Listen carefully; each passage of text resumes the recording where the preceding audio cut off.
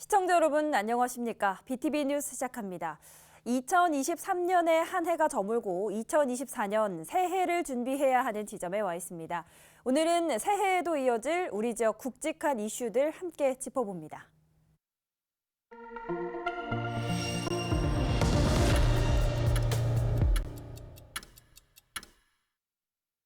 먼저 정치권으로 가보시죠. 총선이 채 4개월도 남지 않은 상태에서 정치권은 아직 비례대표제는 물론 선거구 획정에 대한 여야 합의를 못하고 있는 상태입니다. 이렇게 경기 룰과 경기장이 정해지지 않은 상황에서 격전지로 예상되는 곳에는 예상 출마자들의 이름이 오르내리고 있습니다. 이재원 기자입니다.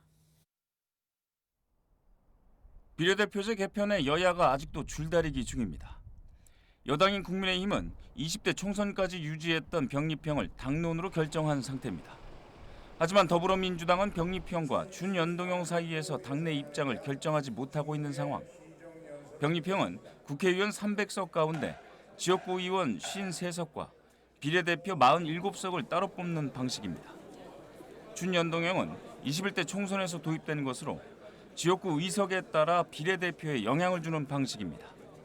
아직 선거제 개편이 확정이 안 된 상태에서 중앙선거관리위원회에 선거구 획정안은 제출된 상태입니다. 서울만 봤을 때 골자는 종로, 중구가 통합하고 성동구가 가불로 나뉘는 겁니다. 노원에서는 기존 가불병에서 가불이 통합돼 선거구 하나가 사라지게 됩니다. 선거구 획정안에 대해 여야는 반대하고 있는 모양새입니다.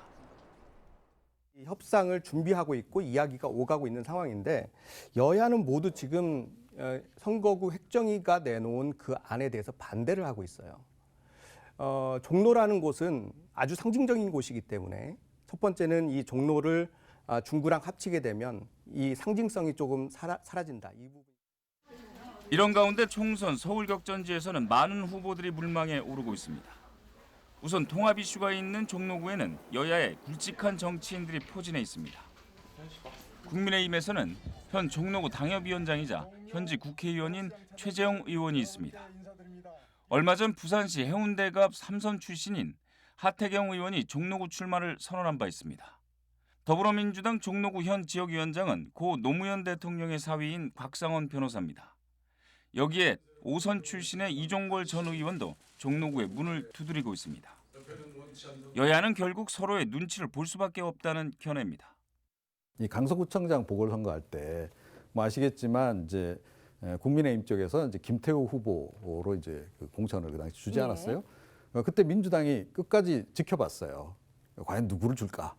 근데 김태우 후보로 거의 확정되다시피 하니까 경찰 출신으로 딱 이렇게 딱 막 검경 구도 이렇게 해가지고 전략 공천한 거와 마찬가지로 종로도 그렇게 될 가능성이 굉장히 높다. 지난 총선에서 오세훈 서울시장과 정치 신인 고민정 의원의 대결로 화제를 낳았던 광진을 현역인 고민정 의원과 같은 당인 오선의 추미애 전 법무부 장관의 행보가 관심을 끕니다. 국민의힘에서는 오신환 전 서울시 정무부시장이 당협위원장을 맡고 있습니다. 동대문구 을은 더불어민주당 최고위원인 장경태 의원이 재선에 도전합니다. 같은 당에서는 김인호 전 서울시 의장이 출마 의사를 밝힌 상태입니다. 국민의힘에서는 김경진 전 의원이 당협위원장을 맡고 있습니다. 이준석계인 허은하 의원이 지역 활동을 하며 도전장을 내밀고 있습니다. BTV 뉴스 이재원입니다. 2023년 서울은 개발 바람이 크게 불었습니다. 신속 통합계획 등 개발 지원 사업이 활발하게 진행됐는데요. 일부 지역에서는 고도지구가 완화되면서 지역 발전에 대한 기대감을 키웠습니다. 이재원 기자입니다. 지난 7월 종로구의 대표적인 낙후 지역인 창신, 숭인동이 신속 통합계획에 선정됐습니다. 해당 지역은 뉴타운이 추진됐다가 2013년 해제돼 이후 서울 1호 도시재생 지역이 됐습니다. 도시재생 사업이 곳곳에서 진행됐지만 주민들은 여전히 개발에 대한 목소리를 높였고 결국 신통기획으로 재개발이 진행될 예정입니다. 해당 부지는 10만 5천 제곱미터로 향후 2천 세대가 공급됩니다. 도심 한가운데에 존재하는 이런 낡은 그리고 낙후된 그래서 너무너무 불편하고 화재가 났을 때는 대책이 없는 이런 안전에도 문제가 있는 주거지를 빠른 속도로 정비해서 시민 여러분들 안전 그리고 쾌적한 그런 주거 환경을 만들어 드리도록 하겠습니다. 성수전략 정비구역은 2011년 최고 50층으로 짓는 방안이 결정됐다가 고 박원순 서울시장 시절 35층 제한에 걸리면서 현재까지 개발이 지지부진해 왔습니다. 신통기구로 정한 변경안에 따라 우선 층수 제한을 없앴고 이에 따라 50층을 넘어서는 초고층 건물이 들어설 수 있습니다. 4개 지구 경계 지역을 중저층으로 배치해 물결 형태의 스카이라인을 구축합니다. 강변북로를 덮어 수변공원을 입체화해 한강 석양명소를 만든다는 계획입니다. 이 한강의 수변을 그 수변 주변이 아니라 이 수변을 얼마나 적극적으로 저희 주거 단지의 중심으로 끌어들이느냐 하는 부분이 좀 중점이 돼서 이번에 계획이 되었고, 신통계획은 현재 91곳이 추진돼 52곳이 완료된 상태입니다.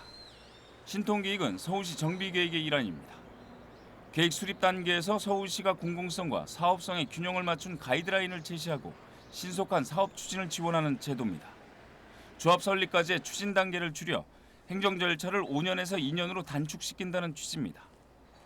신통계획과 함께 올해 화두는 고도 제한 완화였습니다. 대표적인 곳은 남산. 지난 1995년 남산 주변이 최고 고도지구로 지정됐습니다.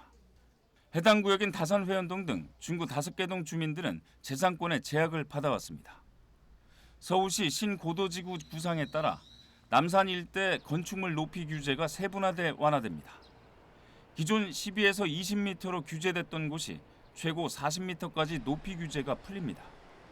남산 고도지구 111만 제곱미터, 15,000여 명의 주민들이 직간접적으로 혜택을 보게 됩니다. 고밀로 높은 층에 개발이 가능한 지역들도 그동안 높이 규제 그 틀을 벗어나지 못하고 개발이 더디게 있었고요. 1종, 2종에 사시는 분들도 지나친 고도 제한의 높이 때문에 생활의 불편들을 많이 감수하고 살았던 부분이 있었는데 그 부분이 이제 어느 정도 완화될 수 있는 계기가 됐다라는 게 의미가 있을 것 같습니다. 남산을 포함해 총 8곳의 고도지구를 완화하는데 이는 여의도 3배 규모입니다. 고도지구 가운데 가장 규모가 큰 북한산은 제2종 일반 주거 지역의 고도 제한을 현재 20m에서 28m까지 완화합니다. 정비 사업을 할 경우 최대 45m까지 추가 완화한다는 방침입니다. 국회의사당은 동여의도 스카이라인과 연계해 최대 170m까지 제한을 풉니다. BTV 뉴스 이재원입니다. 이런 개발 바람 때문이었을까요? 2023년 서울의 아파트 값은 오름세로 돌아선 모양새입니다. 하지만 최근 들어 다시 내림세를 보이고 있는데요. 2024년 서울의 부동산 시장 어떤 흐름을 보일까요? 김대우 기자입니다. 2023년 오름세를 보였던 서울의 아파트값. 9월까지 그 기조를 유지했고 상승폭도 키웠습니다. 그런데 최근 들어 꺾였습니다. 한국부동산원 자료를 보면 11월 0.13%였던 서울의 아파트 매매가격 지수 변동률은 12월 들어 내림세로 바뀝니다. 하락폭도 조금씩 커지고 있습니다. 다시 오른 집값에 대한 부담이 원인 가운데 하나로 분석됩니다. 평균 거래량을 넘어야 상승 추세가 이어지는데 수요의 어떤 실수요자들이 추세적으로 가격이 회복됨에 따라 가지고 다시 가격 부담을 느끼는 선까지 지금 회복이 됐기 때문에 수요가 다시 감소하는 현상이 이제 벌어지고 있고요. 상당수 전문가들은 새해 상반기에도 이 같은 흐름이 유지될 걸로 봅니다. 오름세로 바뀌더라도 상승폭이 올해만큼은 아닐 거란 관측입니다. 정부에서 대출을 더 이상 완화적인 부분보다는 긴축적으로 운영하겠다는 그 정책 방향을 발표했기 때문에 시장의 심리가 이제 좀 많이 식었습니다. 그 부분이 과연 신생아 대출론이 얼마나 회복할지 모르겠지만 그 약반 등 상승의 어떤 폭이 올해와 같은 수준은 안 될 것이라고 보고요. 다만 총선과 금리 인하 등에 대한 기대감은 있습니다. 선거 땐 보통 정책을 규제하기보다 완화한다는 이유에서입니다. 금리가 내려가면 매수 심리가 회복할 거란 의견도 있습니다. 미국의 금리 인상 그 정책 변화와 함께 국내 시장에서도 상당히 얼어붙은 어떤 그 수요 심리가 회복될 가능성들이 있기 때문에 아마 중반쯤에 가서는 충분히 시장이 회복될 가능성이 조금 있다고 보여지고 있습니다. 그러나 금리 인하 폭이 크지 않아 그 효과가 적을 거란 전망도 있습니다. BTV 뉴스 김대우입니다.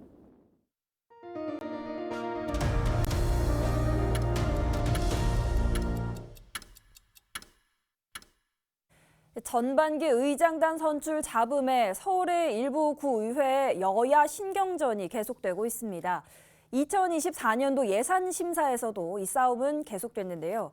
예산결산위원장 선출을 놓고 자리 다툼도 모자라서 의회가 예산 일부를 삭감하자 구청장과 구의회 간의 신경전이 이어졌습니다. 이를 두고 주민 혈세를 두고 생색내기라는 여론입니다. 강혜진 기자입니다. 광진구의회는 24년도 예산결산특별위원장 선출부터 삐걱거렸습니다.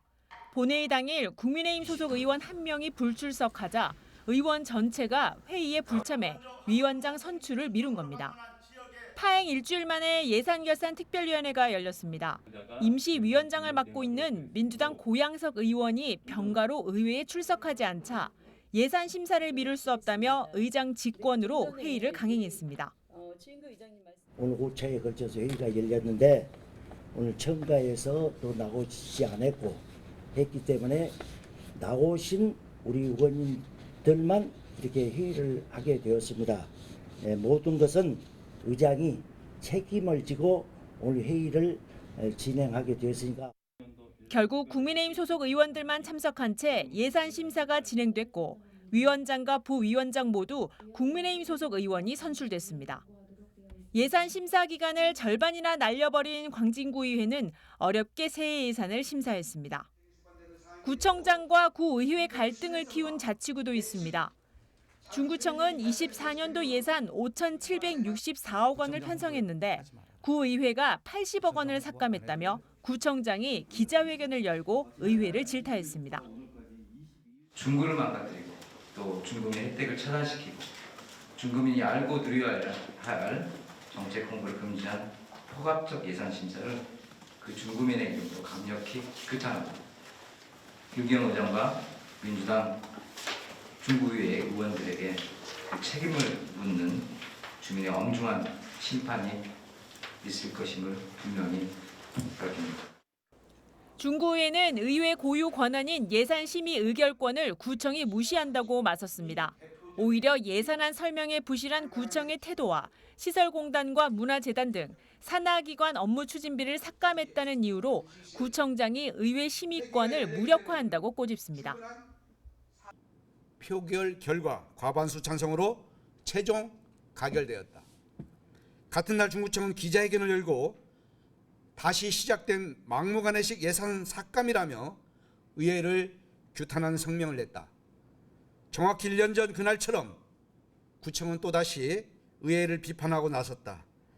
이제는 그저 놀랍지도 않은 장면이다. 종로구의회는 문화사업 예산이 화두였습니다.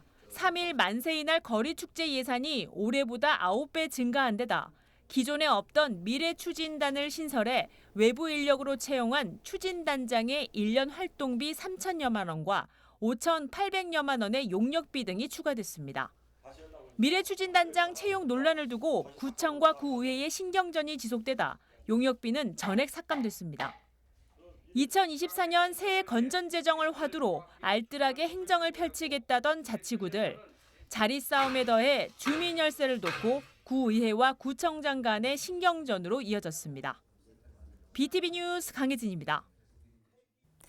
2023년 교육 현장은 교권과 학생 인권 문제가 이슈로 대두됐던 한 해였습니다. 교권 추락에 대한 비판과 분노가 만연했던 사회 분위기 속에서 학생 인권 조례는 폐지 기로에 놓였다가 겨우 살아났습니다. 폐지안을 상정하려고 했던 서울시의회 인권투기가 안건 상정을 포기한 건데요. 폐지를 주도했던 국민의힘 측은 새해에도 관련 활동을 진행한다는 예정입니다. 양진호 기자입니다. 폐지안 상정을 예고했던 서울시의회 인권 권익향상 특별위원회가 돌연 취소되면서 학생인권조례는 폐지를 겨우 면했습니다. 앞서 주민청구로 상정이 예고됐던 또 다른 폐지안도 법원이 상정 집행정지를 결정하며 심사가 연장됐습니다. 의사일정 제1항 서울특별시 학생인권조례 폐지 조례안 심사에 대한 의결기간 연장의 건을 표결하겠습니다. 본안건이 가결되면 서울특별시 학생인권조례 폐지 조례안에 의결기간이 1년 연장되어 2025년 2월 13일까지로 인권특위가 폐지안 상정을 포기한 건 이런 상황에 대한 부담 때문인 것으로 해석됩니다. 하지만 국민의힘 측은 24년에도 폐지안 처리를 계속 이어갈 방침입니다.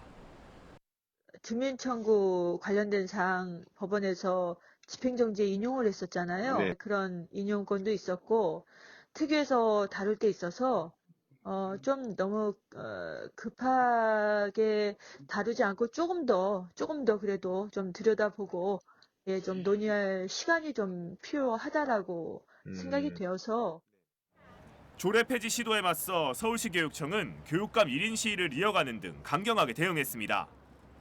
이어 전국 9개 시도교육청 교육감이 모두 모여 학생인권조례 폐지 반대의 뜻을 분명히 했습니다. 학생의 교육 환경이나 복지, 안전에 이르기까지 학생의 보편적인 인권을 보장하는 세계 어디서나 통하는 규범이자 성숙한 민주주의로 나아가는 데 근본이 되는 규범입니다. 이미 상위 법령에 저촉되지 않는다고 대법원과 헌법재판소에서 판결이 난 조례인 만큼 국민의힘 측의 폐지 시도가 계속 이어질 경우 교육청은 대법원 제소 등 모든 법적 수단을 동원해 대응할 계획입니다. 그럼에도 조례가 폐지되면 행정 지원으로 조례 기능을 최대한 살려내겠다고 밝혔습니다. 저희가 행정적으로라도 학생인권 조례가 보장하고 있던 모든 것을 보장하려고 행정적으로 노력하는 것이 있을 거고 이 두 가지가 결합되면 조례가 폐지되더라도 과거로 돌아가지는 않을 것이다. 돌아가지 않게 만들려고 우리들은 노력하고 있을 것이다. 학교 안팎에서 교권 추락의 부작용이 끊이지 않으며 폐지 목소리가 높아졌던 학생인권 조례. 교권과 학생인권의 충돌 여부에 대한 논란은 24년까지 계속 이어질 것으로 보입니다. BTV 뉴스 양진호입니다. 네, 이번에는 2023년 우리 지역사회 핫 이슈가 됐던 내용 살펴보겠습니다. 동대문구의 빈민자를 위한 무료 급식 시설인 밥퍼 문제는 지난 2022년부터 해결점 없이 평행선을 달리고 있는 상황입니다. 이 밥퍼를 둘러싼 법적 분쟁, 현재 어디까지 왔고 또 새해인 2024년엔 어떻게 진행될까요? 김진중 기자가 보도합니다. 동대문구 전농동에 자리한 무료급식소 밥퍼입니다. 지난 2009년 서울시와 협의 후 현재의 위치로 옮겨졌지만 건축물 신고 절차를 밟지 않아 과거는 물론 현재도 무허가 불법 건축물로 자리하고 있습니다.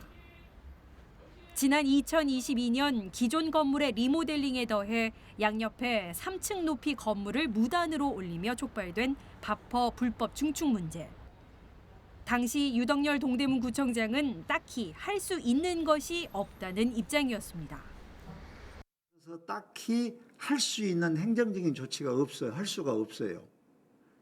아까 말씀드린 대로 땅 주인이 허가를 내주면은 우리는 그것에 따라서 허가 안 내주는 거 말고는 할 수가 없어요. 운영을. 하지만 민선 8기 이필형 구청장은 법과 원칙을 강조하며 전과는 달라진 방침을 내놓습니다. 법과 원칙의 문제에서 법을 집행하는 문제지 제가 해주고 안 해주고 할 수 있는 그런 문제가 아니에요. 동대문구는 밥퍼 측과 서울시에 각각 2억 8,300만 원과 5,400만 원의 이행강제금을 부과합니다. 하지만 현재까지 서울시와 밥퍼 모두 아직 납부하지 않았습니다. 서울시 어르신복지관은 약 1억 원으로 불어난 이행강제금을 새해 예산으로 편성했다며 연초 납부하겠다고 밝힌 상태. 하지만 밥퍼 측은 지난 1월 행정소송을 제기하며 이행강제금 부과 처분이 취소돼야 한다고 주장하고 있습니다. 2023년 3월과 6월 그리고 10월 세 차례에 걸쳐 열린 변론 기일에서 양측의 입장은 팽팽했습니다. 밥퍼 측은 서울시와의 합의는 물론 전임구청장의 안내와 지도로 건축물 증축이 이뤄졌다고 주장했고 동대문구는 공사 중지 명령을 무시하고 무단 증축한 사실이 명백하다며 입장을 굽히지 않았습니다. 4차 변론 기일은 새해 2월 22일 열립니다. 원고인 바퍼 측은 이날 유덕열 전임 구청장을 증인으로 신청한 상태입니다.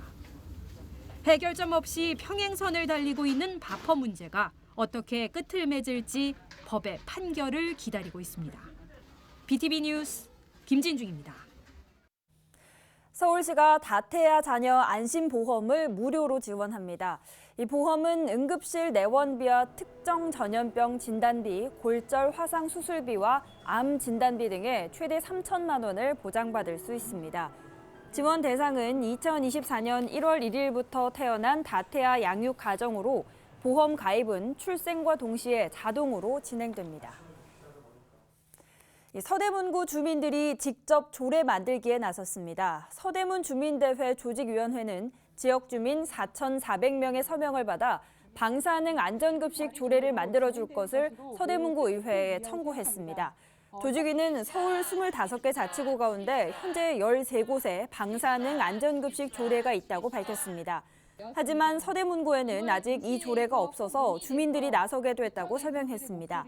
서대문 주민대회 조직위원회는 2024년 새 학기가 시작되기 전에 해당 조례가 만들어지길 희망한다고 강조했습니다. 서대문구에서 주민들의 힘으로 만들어지는 최초 조례가 됩니다. 우리 아이들의 먹거리가 조금이라도 안전해질 수 있도록 함께 구의회와 같이 나서주시길 부탁드립니다.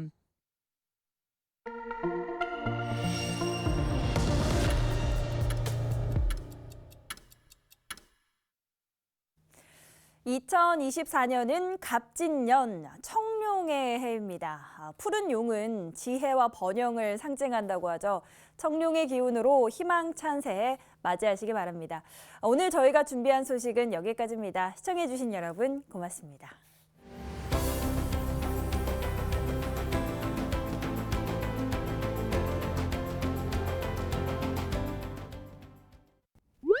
BTV 뉴스를 더 많이 보고 싶으시다면 여기 구독 버튼을 눌러주세요. 추천 영상도 누르면 바로 재생됩니다. 또 다양한 서울 소식을 보고 싶으시다면 휴대폰에서 가지 앱을 다운로드해보세요. 저희 BTV 뉴스를 시청해주셔서 감사합니다.